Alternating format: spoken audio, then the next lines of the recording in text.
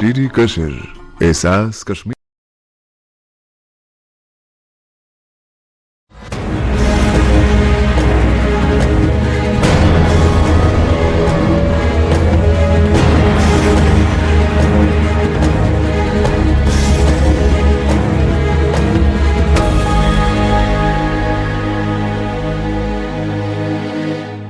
नमस्कार, आदाब नाजरीन, आपके पसंदीदा प्रोग्राम पाकिस्तान रिपोर्टर में आप सबका इस्तकबाल है।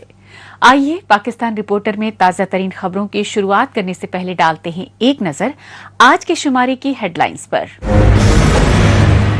सरहद पार की दहशतगर्दी ने दिल्ली बम धमाके में ली कई बेगुनाहों की जान। भारत की जवाबी कार्रवाई के डर से खुदकुश धमाके से खुद दहला पाकिस्तान। और पाकिस्तानी आईन से खिलवाड़ पर सरापा एहतजाज अपोजिशन लीडरान।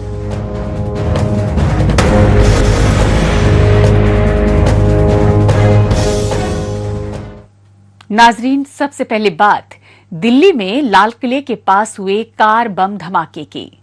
हालांकि सरहद पार बैठे आकाओं के इशारों पर सरगर्म दहशतगर्दी के नेटवर्क ने तो जम्मू कश्मीर समेत पूरे भारत को सीरियल बम धमाकों से दहलाने की मंसूबाबंदी की हुई थी। लेकिन भारतीय फौज और हिफाजती एजेंसियों ने आला तालीम याफ्ता खूंखार दहशतगर्दों की गिरफ्तारी से खतरनाक मंसूबे नेस्तनाबूद कर दिए। इसी बौखलाहट में डरे सहमे एक दहशतगर्द कमांडर ने खुद को दिल्ली में उड़ा लिया। फिर वही सरहद पार की शहवाली दहशतगर्दी के खूनी खेल।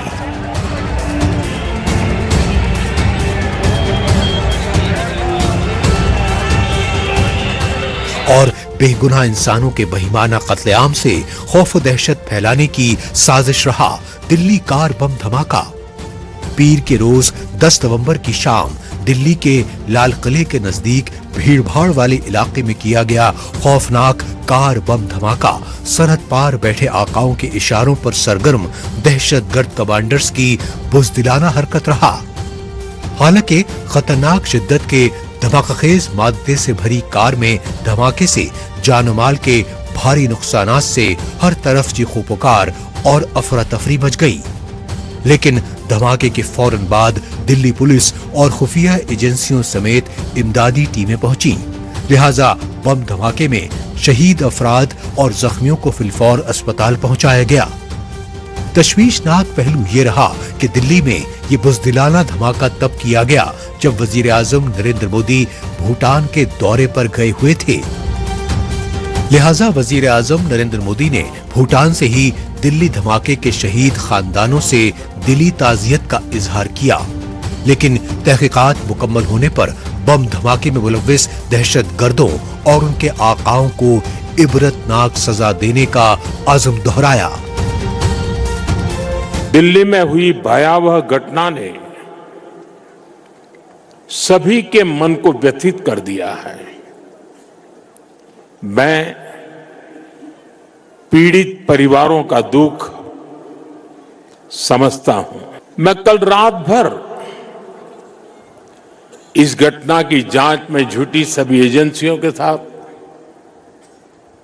सभी महत्वपूर्ण लोगों के साथ संपर्क में था, विचार विमर्श चलता था, जानकारियों के तार जोड़े जा रहे थे। हमारी एजेंसियां इस षड्यंत्र की तह तक जाएगी। इसके पीछे के षड्यंत्रकारियों को बख्शा नहीं जाएगा। भारतीय वजीर आजम नरेंद्र मोदी ही नहीं बल्कि वजीर दाखिला अमित शाह और वजीर दिफा राजनाथ सिंह ने भी दिल्ली कार बम धमाके के फौरन बाद खुफिया एजेंसियों के आला अफसरान का हंगामी इजलास तलब किया और कार बम धमाके की आला तहकीकात की रिपोर्ट तलब करते हुए इस इंसानियत सोज हमले में मुलव्विस दहशत गर्दों और उनके आकाओं को कैफर किरदार तक पहुँचाने के अहकामात दिए। लेकिन दिफाई माहिरीन का मानना है कि भारतीय फौज और खुफिया एजेंसियों को सरहद पार के इशारों पर सरगर्म दहशतगर्दी के नेटवर्क की भनक पहले ही लग गई थी। यही वजह रही कि भारतीय फौज समेत हिफाजती अमले की जानिब से जम्मू और कश्मीर समेत भारत के मुख्तलिफ शहरों में ताबड़तोड़ छापे मारे गए। इन छापों के नतीजे में दहशतगर्द कमांडर्स की गिरफ्तारियों और दिल्ली से मुत्तसिल फरीदाबाद शहर में अल फलाह यूनिवर्सिटी नामी मदरसे से तकरीबन 3000 किलो खतरनाक धमाकाखेज मादा बरामद हुआ। हमारी फौज और हिफाजती एजेंसियों की इन बरवक्त कार्रवाइयों से भारत में खौफनाक सीरियल बम धमाकों के खतरनाक मंसूबे का पर्दाफाश होने से दहशतगर्दों में घबराहट मच गई और इसी घबराहट में फरीदाबाद से कार में भागे एक दहशतगर्द कमांडर ने दिल्ली में खुद को धमाके से उड़ा लिया। जब से ऑपरेशन सिंदूर हुआ है उसके बाद जैश ए मोहम्मद नाम का जो टेररिस्ट ग्रुप था जिसको खास करके ऑपरेशन सिंदूर में टारगेट किया गया, उसका एक रिवाइवल देखने को मिला है। और ये रिवाइवल उसने जो है एक वुमन विंग बनाकर और साथ में वुमन विंग के साथ साथ एक जो है डोमेस्टिक लेवल पर टेररिज्म जो होम ग्रोन लेवल है उसको करने की ये रणनीति उसने अब अपनाई है।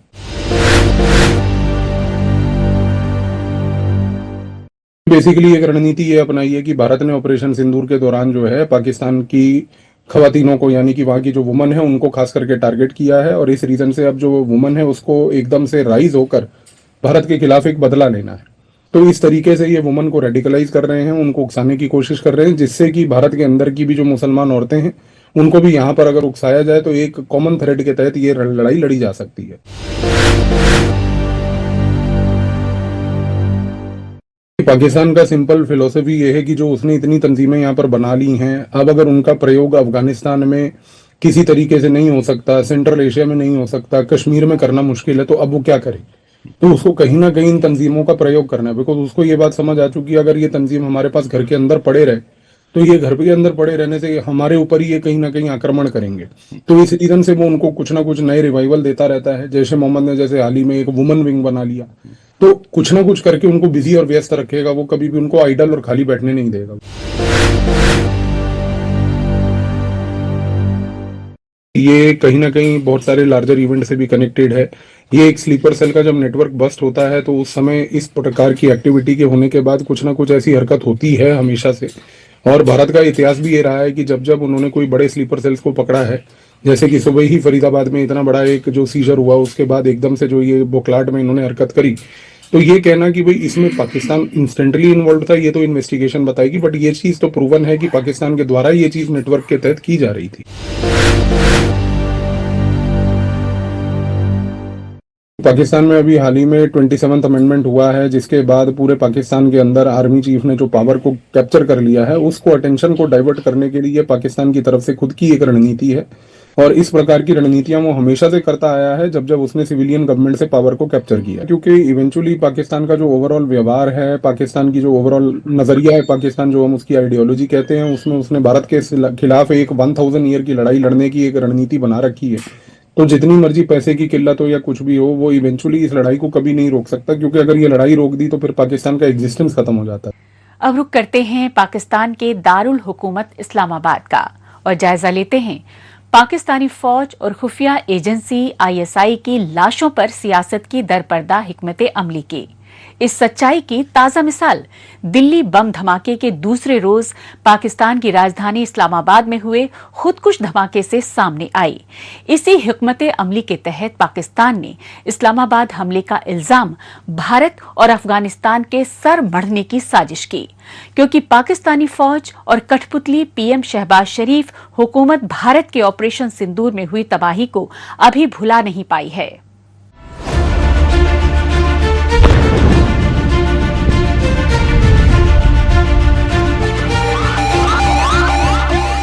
ये इंसानियत सोज मनाजिर हैं पाकिस्तान के दारुल हुकूमत इस्लामाबाद के खुदकुश हमलों के बाद मची चीखो पुकार और अफरा तफरी के, क्योंकि नाम निहाद इस्लामी जमहूरिया पाकिस्तान की आर्मी एस्टैब्लिशमेंट और उसकी कठपुतली हुकूमतें पड़ोसी मुल्कों समेत दुनिया भर में दहशतगर्दी फैला रही हैं और अपनी दर पर्दा नापाक साजिशों को छुपाने और बैनुल अक़वामी बिरादरी को गुमराह करने के लिए अपने ही शहरियों की जान से खिलवाड़ कर रही हैं। इस सच्चाई की ताज़ा मिसाल 11 नवंबर को इस्लामाबाद में डिस्ट्रिक्ट एंड सेशन कोर्ट के गेट के बाहर दिन दहाड़े हुए खुदकुश धमाके से सामने आई, क्योंकि इस्लामाबाद में ये बम धमाका भारत की राजधानी दिल्ली में लाल किले के पास 10 नवंबर की शाम को हुए कार बम धमाके के दूसरे रोज करवाया गया।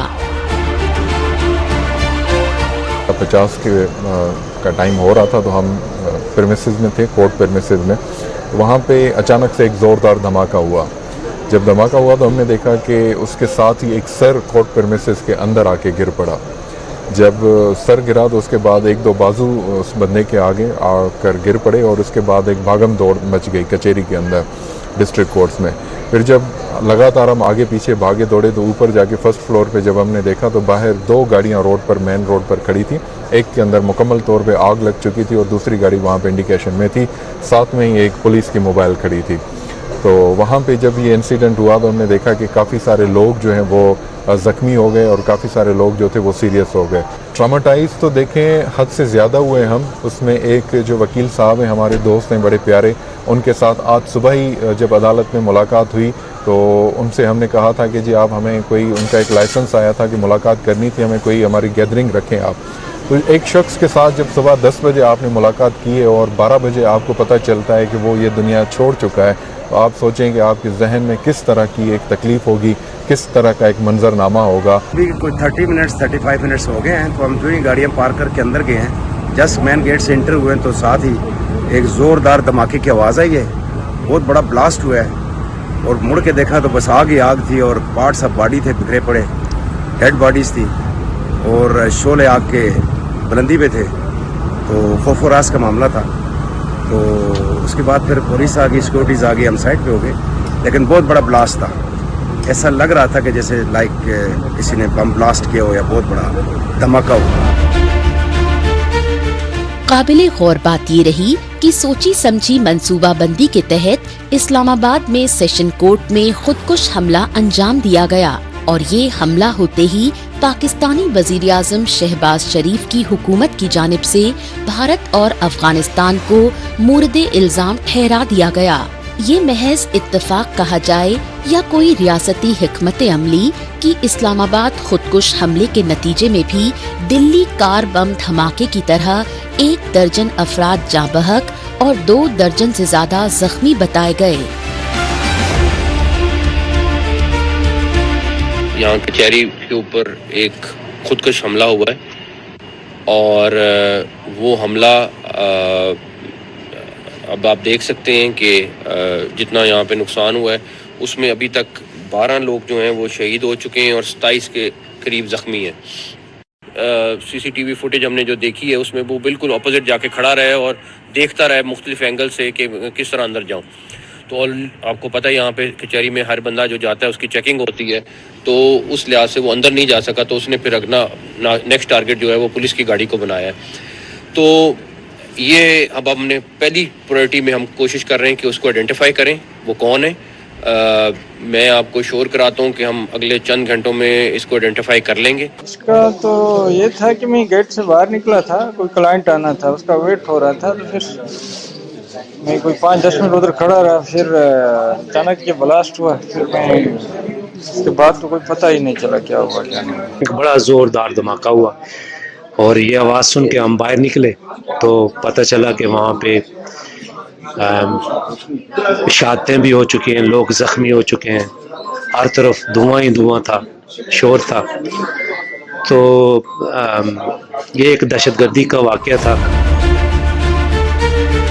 इस्लामाबाद सेशन कोर्ट में नाम नेहाद खुदकुश हमले में सीनियर वकील जुबैर असलम घुमन भी शामिल बताए गए, लिहाजा उनकी नमाजे जनाजा में जुबैर असलम घुमन के अहले खाना समेत वकला बिरादरी और सिविल सोसाइटी के नुमाइंदे भारी तादाद में शामिल हुए और उन्होंने पाकिस्तानी फौज और उसकी कठपुतली हुकूमतों की गलत पॉलिसीज के चलते पैदा शुदा संगीन सूरत हाल पर गहरी तशवीश जाहिर की।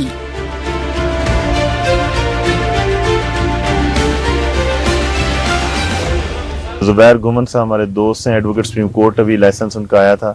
बहुत ही नाइस और बहुत प्रोफेशनल लॉयर थे और एक तवील अरसे से यहाँ पर प्रैक्टिस कर रहे थे। इनके फादर भी सीनियर एडवोकेट हैं सुप्रीम कोर्ट ऑफ पाकिस्तान के, और ये बहुत बड़ा लॉस है हमारी पूरी कम्युनिटी के लिए, और हम उनकी पूरी की पूरी लीगल कम्युनिटी से, फ्रेटर्निटी से इज़हार अफसोस करते हैं। जैसे ही ये फैमिली कोर्ट से वापस G11 प्रीमिसेस में एंटर होने लगे हैं तो वहाँ पे ये सान्या हो गया, तो जिसमें ये हमें बाद में पता चला कि ये शहीद हो गए। तो it's a very tragic loss.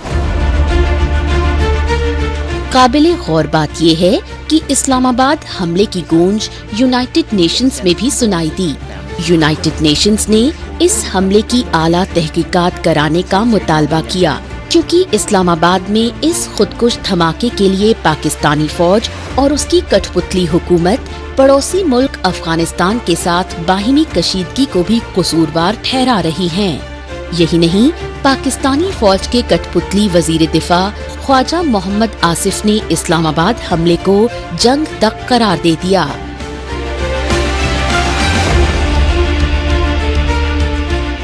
Pakistan reporter में अभी बाकी है।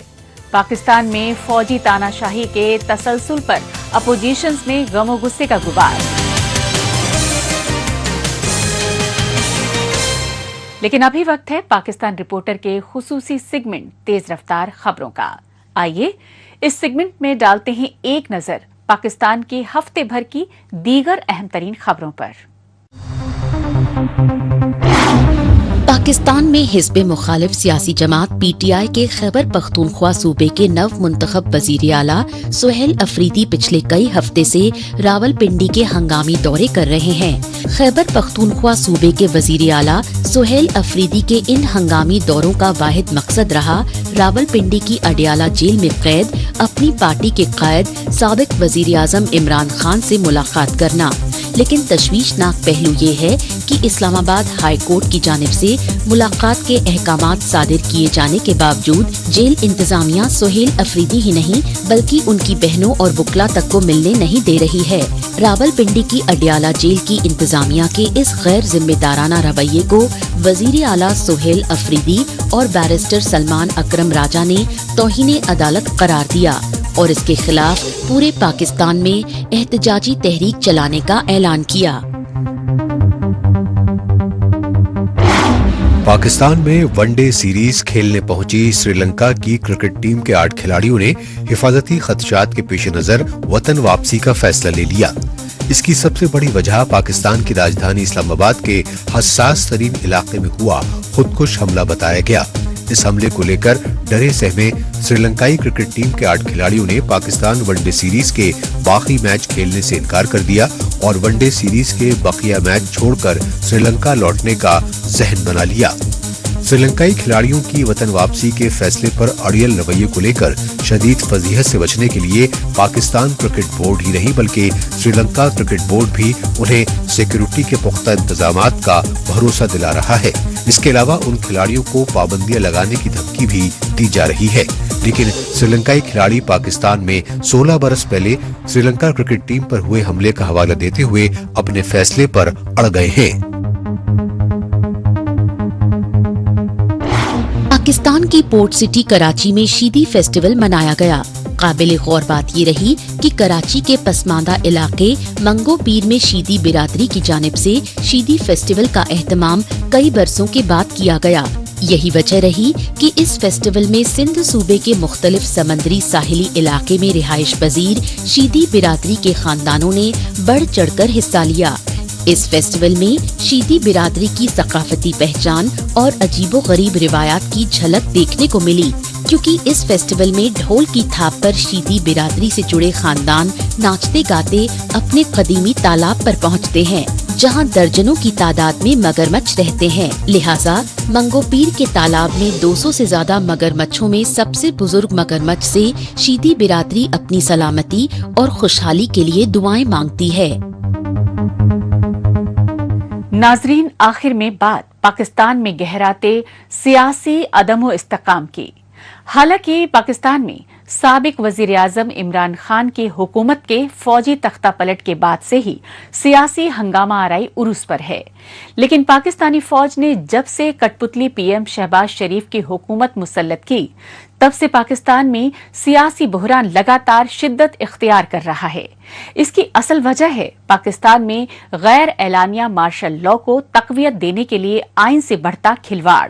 तजवीज़ ये है कि जो चीफ ऑफ आर्मी स्टाफ हैं, उन्होंने क्योंकि उनकी खिदमात और हालिया जंग में उनकी जो कामयाबी है और जो इज़्ज़त और तकरीम उन्होंने दीगर सर्विसेज चीफ्स के साथ मिलकर इस कौम को पेश की है, इस कौम ने उसको रिकग्नाइज करते हुए उन्हें फील्ड मार्शल के टाइटल से नवाजा। फील्ड मार्शल का टाइटल जो है वो एक टाइटल है, रैंक है, वो अपॉइंटमेंट एज सच नहीं है। आर्मी चीफ जो है वो अपॉइंटमेंट है, उसका एक टाइम फ्रेम है, वो 5 साल के लिए हमारे कानून के मुताबिक on the expiry of that time what ever is mentioned in the law वो ओहदा छोड़ देते हैं unless until he has been granted extension by the competent authority. वो वजाहत इसमें मौजूद है, लेकिन फील्ड मार्शल हैं या marshal of the air force हैं या एडमिरल ऑफ द फ्लीट हैं, ये दुनिया के मुख्तलिफ ममालिक में हैं, बहरिया के लिए, फ़ज़ाइया के लिए और बर्री अफवाज के लिए। उनका जिक्र किया गया है और कहा गया है कि ये कौमी हीरोज़ होंगे जिनको ये टाइटल दिया जाएगा। कि सदर को आप देते हैं immunity and that too for life. क्या सिर्फ एक बंदा है जो परफॉर्म करता है function in relation to the state? क्या गवर्नर फिर नहीं करता? क्या स्पीकर नहीं करता? क्या वजीर आजम फिर नहीं करता? हम अपने आप के लिए कानून बनाएं और अपने आप को कानून के मुहाफिज कहते हुए फिर अपने आप को इम्यूनिटी ले लें। हम अवाम के पास किस मुंह से जाएंगे? वो अवाम जो बेचारी सफर हो चुकी है, जिनके पास मिलने को खाना नहीं मिलता, जिसके हॉस्पिटल में बेड नहीं है, जिसके लिए जो वो अगर थाने में चला जाए वहां इंसाफ नहीं है, अदालतों में इंसाफ नहीं है, तो क्या हम सिर्फ एक फरके में ऊपर फरका बना दे? एक एलीट क्लास ऑलरेडी एग्जिस्ट कर रही है, एक और एलीट क्लास लेके आए जो कानून से भी बालातर हो। पाकिस्तान में गैर एलानिया मार्शल लॉ को आईनी हैसियत देने के मकसद से आनन फानन पार्लियामेंट के ऐवान बाला सेनेट में 27वां आईनी तरमीमी बिल पेश किया गया। यही वजह रही कि हिज़्ब मुखालिफ और जमहूरियत पसंद जमातें इस तरमीमी बिल को पाकिस्तान की सालमियत के लिए खतरा बताते हुए पुरजोर मुखालफत करती रहीं। यही वजह रही कि पाकिस्तानी फौज के कठपुतली वजीर आजम शहबाज शरीफ की हुकूमत ने जब पार्लियामेंट यानी नेशनल असेंबली में 27वां आईनी तरमीमी बिल मंजूरी के लिए पेश किया तो अपोजिशन जमातें बाइकआउट कर गईं। लिहाजा पाकिस्तानी पार्लियामेंट में पीएम शहबाज शरीफ की हुकूमत और उनकी इत्तेहादी जमातों ने 27वें आईनी तरमीमी बिल को बआसानी पास कर लिया। लेकिन साबिक पीएम इमरान खान की अपोजिशन पार्टी पीटीआई और उसकी इत्तेहादी जमातों के मुश्तरका इत्तेहाद तहरीक तहफ़्फ़ुज़ आइन पाकिस्तान ने मुल्कगीर एहतजाज की कॉल देकर 27वें आईनी तरमीमी बिल की मंजूरी पर सवालिया निशान लगा दिए हैं। तहरीक तहफ़्फ़ुज़ आइन पाकिस्तान की पार्टियां एहतजाज करेंगी, ना किसी को गाली देंगे, ना किसी को पत्थर मारेंगे, ना किसी को कुछ करेंगे। हम एहतजाज करेंगे और अवाम की ताकत से इस बदबख्त हुकूमत का रास्ता रोकना है। वो जो मशहूर अदीब जालिब का तराना है, वो आज रात हमारे दोस्त, हमारे बच्चे रिकॉर्ड उस पे कारों की लाउड स्पीकर में तमाम पाकिस्तान में वो करेंगे। पाकिस्तान हमारा मुल्क है, बड़ी मुश्किलों से 1970 के पास जो थोड़ी बहुत जमहूरी आज़ादियाँ हमने हासिल की थी, उनको ही ख़त्म करना चाहते हैं। हम ये कतन होने नहीं देंगे।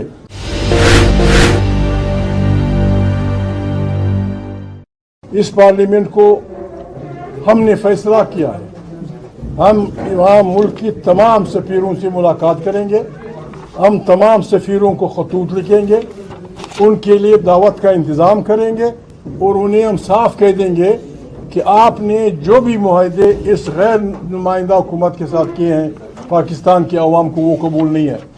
We are not bound for that. हम उनसे ये भी कहेंगे कि अपने मुल्क में तो आप जमहूरियत के लिए दुनिया जहाँ की कुर्बानियाँ देते हैं और हमारे यहाँ एक ऐसी हुकूमत को पसंद करते हैं जिनको आपको भी पता है कि मैंडेट चोर हैं।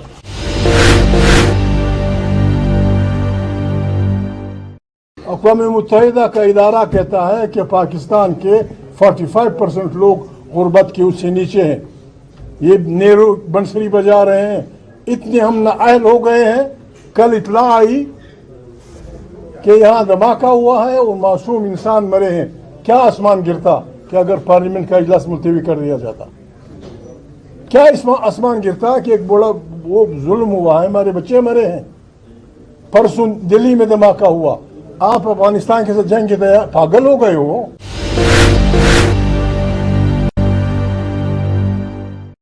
हमारी तरफ से ऑफर ये है, मैंने पार्लियामेंट में भी कहा था, आज हमारे ये साथी खड़े हैं, पाकिस्तान का आइन बालादस्त होगा, पार्लियामेंट ताकत का सरचश्मा होगा, तमाम पॉलिसियाँ वहाँ से निकलेगी। अफवाज पाकिस्तान जैसे आइन कहता है और जासूसी इदारों का इलेक्शन में रोल नहीं होगा। तमाम सूबों के मदनी वसाइल पे पहला हक उसके सूबे का होगा। लोगों की इज्जत होगी। हर आदमी लॉ के सामने इकट्ठा होगा। इस पे जो भी वो बड़ी पार्टियां जो भी मुज़ाकरात कर रहे हैं, हम तैयार हैं। वो उन पर दस्तखत कर दें। इमरान खान को राज़ी करना या इमरान खान को इससे मना करना कि प्रोसिक्यूशन नहीं करेगा, हमारी जिम्मेवारी।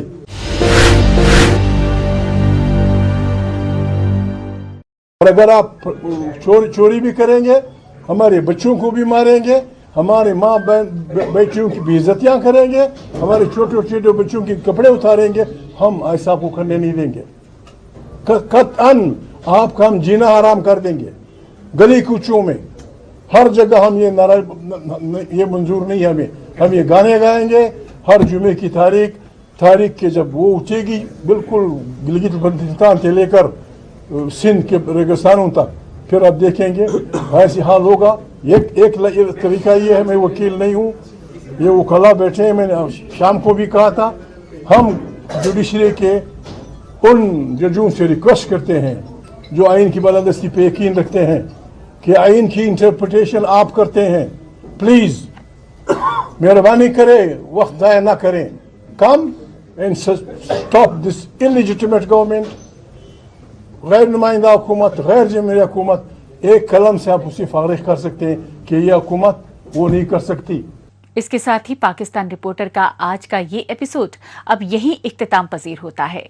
पाकिस्तान रिपोर्टर के नए शुमारे में नई खबरों के साथ इसी रोज और इसी वक्त फिर होगी मुलाकात। तब तक के लिए नमस्कार, खुदा हाफिज।